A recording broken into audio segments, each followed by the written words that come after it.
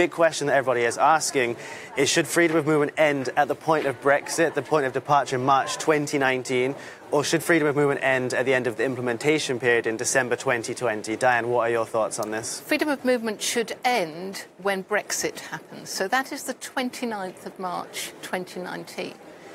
But the other aspect to this is that Theresa May so far, in terms of the negotiations position, for citizens from European member states living in the United Kingdom, she's already conceded and given them quite a bit of leeway as to whether they can come to the United Kingdom, who they can bring, what rights they have, whether they can come and go as they wish. But we have not, as a country, as a member state, achieved the same reciprocal rights for United Kingdom residents living in the European continent. So if, to protect UK constituents, voters, nationals, whatever you want to call them, living in the European continent, we need to hold up the whole freedom of movement aspect, I would endorse that. Because I want to see people born in the United Kingdom, holding a United Kingdom passport, living in France, Spain, Portugal, wherever it might be, Cyprus, I want to see them protected. And that's the biggest imperative for me out of this whole argument on freedom of movement. And I guess the same question to you, Nathan, from the Welsh perspective. Do you feel that freedom of movement should stop when we leave, or at the end of the transition period? Well, that's primarily what people voted for. I mean, there was a huge swell of voters who voted leave because of the immigration issue. And of course, it wasn't just European immigration, but it was immigration as a whole. And we saw in 2015 the Conservatives promising that they were going to get the immigration down to the tens of thousands. And we've just recently heard that actually the government has now been told to do away with that pledge because people are losing faith with government because they're not achieving what they've promised to do. And when do we finally start having governments who do what they say they're going to do? Because that's what we want. We were told that when we voted for Brexit, what we voted for would be implemented 100%. And now we're having backsliding left, right and centre. And the really bizarre thing is that as a British national, if I was to marry somebody from abroad and I couldn't afford the £30,000 a year proof that I could keep my wife, then I wouldn't be allowed to bring her into the country. Whereas the way that the deal has been negotiated so far, somebody from Romania or France or Germany are entitled to marry somebody from America or Thailand or wherever, and they can bring them into the UK without proving that they can do that. And so it's grossly unfair. The British people have always loved fairness. That's what we're all about. And so what I want to see is the government treating us all equally. Yeah, and I guess a legitimate question that could actually be asked is, if freedom of movement is to end on the 29th of March 2019, which is just, nearly a year away, shouldn't the government come out and give some clarity now for businesses, for people, all the different sectors with healthcare, with education, that a year is not a long time to prepare for the fact that actually maybe in a year's time that no more cheap labour from Eastern Europe can come and work in the British economy? Well, I wish that clarity was forthcoming from our Prime Minister. I am very critical of her at the moment because she and the Conservative Party campaigned at the most recent general election, only last year, that Brexit meant Brexit. So lots and lots of UKIP voters that would have supported the Eurosceptic, the whole Brexit movement, the whole Brexit ideal, they lent their vote to the Conservative Party in the belief that Theresa May could be relied upon, that they could trust her, that she would be fair, that she would be focused on what was best for Britain. And yet what we've got at the moment is just a complete and utter fudge. And it seems to me that every single time the United Kingdom goes into the negotiating room, despite everything that David Davis and the others want to achieve, that ultimately the view is, no, let's concede that to the European Union, let's concede that area to the European Union. So I think people are going to start waking up very, very quickly when they start to realise that what were the fundamental bits about the Brexit situation that mattered to them, and they're seeing the promises broken on those. They're going to start rethinking where do they put their political allegiance next time. Yeah, just on the comments here, just having a look, Richard McDonald says, let's sort out our homeless problem first by stopping freedom of movement. Mike says March the 29th is when freedom of movement should end. People saying the out means out when I voted to leave, end freedom of movement ASAP. And I think it's interesting looking at both the Welsh and the South East narrative, where you're both respectively representing, that even in Wales, where immigration levels are much lower than that of the South East and the rest of England, that immigration was a big issue for a lot of people. Immigration was the #1 issue why people voted to leave. And so I think looking at a post-Brexit immigration policy, you outlined that successive governments have promised to bring things down to the tens of thousands, but obviously haven't been able to with freedom of movement. Nathan, over the summer you produced a series of videos in Wales, and one of those was immigration. What is your post-Brexit policy for immigration for Wales and the United Kingdom? What would you like to see the government implement? Well, one of the things that's been said already is that we need certainty. There has to be certainty. Even if it's a certainty that the businesses don't want to hear, they still want to know exactly what they're planning for on the 29th of March. And without a doubt, something that as a UKIPer we've been fighting for years now is a very firm work permit system where people from all over the world, regardless of what country, what colour, what creed they are, they can come to Britain if they have the skills that we need, and they can work for 3 years, and they can save up money, and they can take that money back home, and they can build up their lives back at home afterwards. But they can help our economy whilst we need people with those skills. But what really disturbs me is the fact that we have an NHS in crisis. We have 80,000 people applying for nursing positions and being turned down. Why aren't we training up our own people to work in our own industries? Why don't we bring back the systems where people are trained by people who know what they're talking about? And the other thing as well is, I think we need to move away from this false belief that Tony Blair pretty much started, that if you don't have a university degree, you're a failure. Because quite frankly, I don't have a university degree, and I don't think I'm a failure. Some people may disagree. I want to see people going into those kind of industries where they're hands-on and being supported by the government and by training without feeling like they're second-class citizens just because they don't have a 5-year degree. Yeah, Ray Matthews has said, agreed, a workplace permit system makes sense. It works in Australia and could work here in the UK. Diane, do you share the same kind of vision for immigration post-Brexit? Yes, I do. And again, I'm going to go back to some of the comments I made during the referendum campaign. And I cited the example in Australia. And Australia is often held up, along with Canada, of having a points-based system. But behind that points-based system was a dialogue between employers, between industrial sectors and government to develop what they called a workforce strategy. So the government then was hearing from the coalface, mixing my metaphors for a moment, what skills were needed, by what businesses, in what sort of numbers, in what regions, etc. And we just don't seem to do that in the United Kingdom. But of course, we couldn't do it all the time we were a member of the European Union. They just would not have any of that form of planning.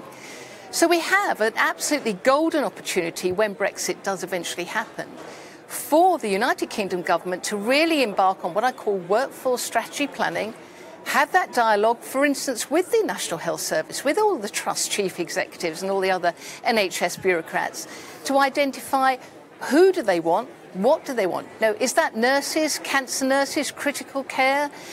Is it cleaners? You know, I don't really care what they need as long as it can be justified and we can turn it into a mechanism where it suits the country to bring that skill base in. And by the same token, we're able to turn around to people and say, look, we're really sorry, but we don't need you at this point in time. But if you'd like to go away back to your nation state and go and get the qualifications and come back to the United Kingdom at some time in the future, we'll welcome you with open arms as long as we still want that skill you've got to offer.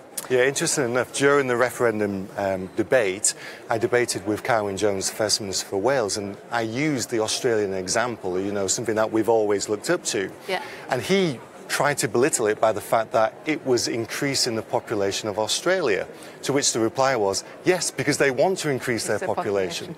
So you can use it to grow your population or to shrink your population if you require. It's a wonderful system, it really is. Yeah, it is. And I think one of the things, when we're talking about immigration, one of the things to remember is this membership and access of the single market. One of the reasons you both have outlined that we haven't been able to control immigration is because of our membership of the single market.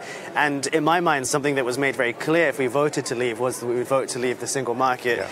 Now, President Macron recently met with Theresa May, and he has suggested that we could maybe get this bespoke deal that we want, and everyone else is saying that we can't have a special tailor-made deal.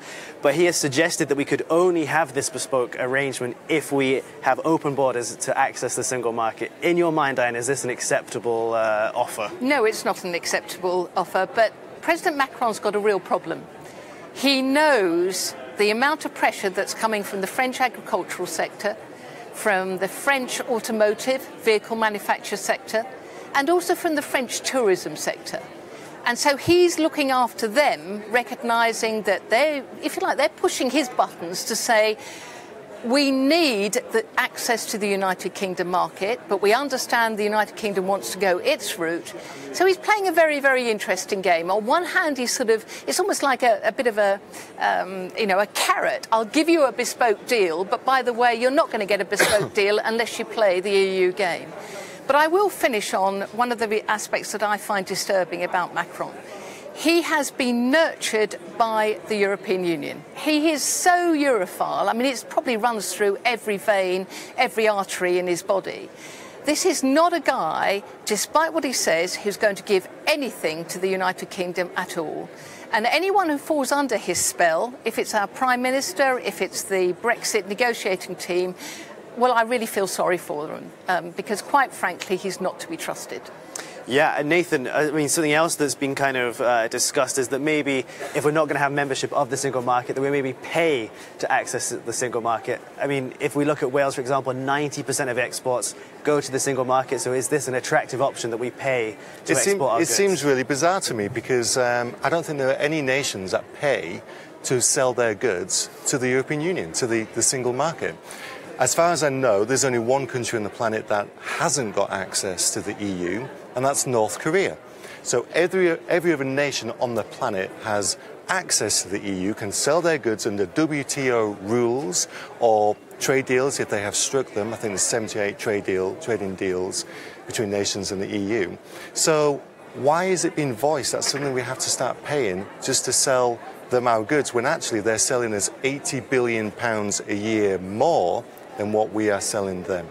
And so if it gets to a point in the Brexit negotiations where the only offer we have to trade with the single market is to pay to access, would you see it as a more preferable option to trade with them under WTO tariffs? Oh, every single day of the week. Let's go on to WTO. In fact, I'd very much prefer that we just went to WTO in any case, because then it frees us from those binding trade deals, which quite frankly are designed to keep us looking towards the EU for the next 50 years, when actually we need to be looking towards Eurasia, to China, to Australasia, and our kith and kin. And so what we really need to be doing is reminding our Prime Minister and our MPs of the bold move that we made when we voted to leave the EU. We weren't fearful. Our farmers in Wales who voted to leave the EU weren't fearful of being able to trade to markets outside of the EU. In fact, that's actually what they want. So let's get out there and let's start doing this for our people, because that's what they've asked for. Yeah, I mean, just looking at the comments now, everyone agrees with both you that we should walk away if it gets to a point we have to pay. People saying that we absolutely should not pay, we should go into WTO tariffs. If you guys have any more comments, let us know in the comments if you think what kind of Brexit negotiations we should have, if we should pay to access the single market. I think we should maybe just wrap up by finishing by talking about the Labour Party. And obviously when we talk about Brexit and the Labour Party, who knows what we're going to talk about? The Labour Party don't even know themselves. And I think the latest is that Lord Mandelson and other Labour unelected peers are now thinking about blocking the EU withdrawal bill or adding their own amendments when this goes to the House of Lords. Should Theresa May use her power of patronage to appoint hundreds of pro-Brexit lords, as Jacob Rees-Mogg has suggested, if it gets to the point where it looks like the government may have a defeat in the House of Lords? Well, there's currently more lords in the House of Lords than there are seats or space in the House of Lords debating chamber. So there isn't any room anymore to put additional ones in. Some of the suggestions in the last few weeks is to bring in a compulsory retirement age. Another thought was being to make it a fixed time period in the House of Lords. What I feel could be done absolutely immediately, every single House of Lords who has served in an EU Commissioner role, has served in Brussels, served in Strasbourg, served in the European Commission, served in the European Parliament, however or whatever their linkage is or has been with the European Union, they need to abstain from any vote whatsoever. They should not speak to the matter in hand and they should not vote on it. And I think that would actually start to even out the balance in terms of those that are pro-Brexit and those that are against Brexit. Mr Mandelson, remember, interesting individual, isn't he? He's in the papers that supposedly his EU pension is only £35,000 a year. I think there's probably a naught missing off that, if you don't mind me suggesting. That's my first comment. Well, I'm saying this is the same Lord Mandelson that this week has also been reported that he's quite happy to help Brussels with the negotiations on their side. Yeah, and I think the critical phrase to remember, and I'm going to use this again to endorse what I said at the beginning, remember, anyone serving in the role such as he did, they effectively sign a loyalty clause that says they can never criticise, they can never go against the European Union. So he's actually abiding by that, absolutely, and he's giving nothing in terms of support to the United Kingdom.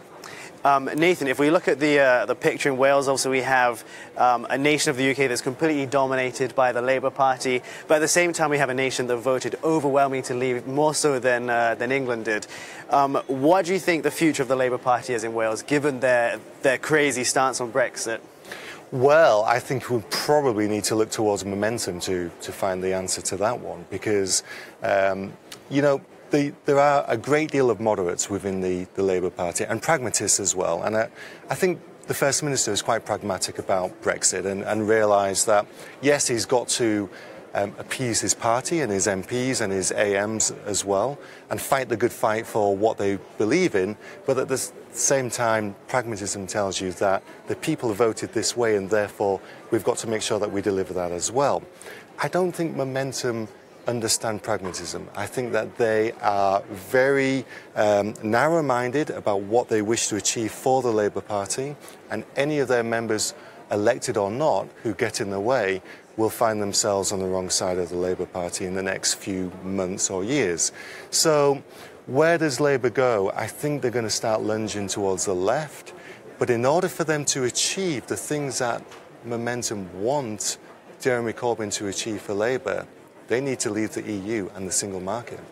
Because they will not be allowed to nationalise the railways or any of these other things if we're still within the single market. Yeah, I mean, and just looking at some of the comments, this is for both of you. A lot of people are starting to fear that we're not going to get the Brexit we voted for. And I think especially in Wales, where we have a party that so dominates the Welsh Assembly and public life in Wales, that is completely opposed to the very idea that people in Wales voted for Brexit. Do you both fear that we're not going to get the Brexit we voted for? Nathan, you first. No, I don't fear that at all. I've always had full belief that Britain will leave the EU one day. That's why I dedicated 15 years of my life towards this project of getting us out of the EU. We will get it. We will get out. It may take longer than what we thought. It may be a very windy and bendy path, and we may get cheated along the way. But as long as people are willing to fight the good fight and stand up and voice their concerns and let the politicians know that if they take us down these wrong paths, we will rise against that, then we will eventually get to the end that we want to achieve. And I guess the same question to you, Diane. One of the most popular comments you get on your videos is that people wish they shared your optimism and hope that we're going to get the Brexit that you were certainly campaigning for. Do you think that we will get that vision of Brexit? I think there is a good chance, but it's going to rely on people, particularly people who voted to leave, really petitioning, bombarding, lobbying their MPs, such that when the Brexit bill finally comes to the House of Commons, remember it's the Remainers that have put this barrier up in front, but if all of our MPs hear loud and clear what type of deal they want, it might well be that we'll start to get the type of Brexit that I want and what I fought for. I will say, however, at the moment I feel that Brexit is going to be a legal technicality and it's not going to be Brexit at all. It won't be what I believe we voted for, which was clean Brexit. It will be some form of deal that means we are still controlled and help fund the European Union for decades to come. Okay, well, thank you for all the comments and questions we've had. There's a lot more comments and questions that we'll go through and answer after this live stream. We unfortunately couldn't get through all of them, but make sure you like both of their Facebook pages and keep up to date with their videos. They'll be updating you on the Brexit negotiations. And let us know as well in the comments if you'd like to see these two do another live stream so we can answer your questions. And I guess it's time for us. You didn't frankly have the balls to put country before party.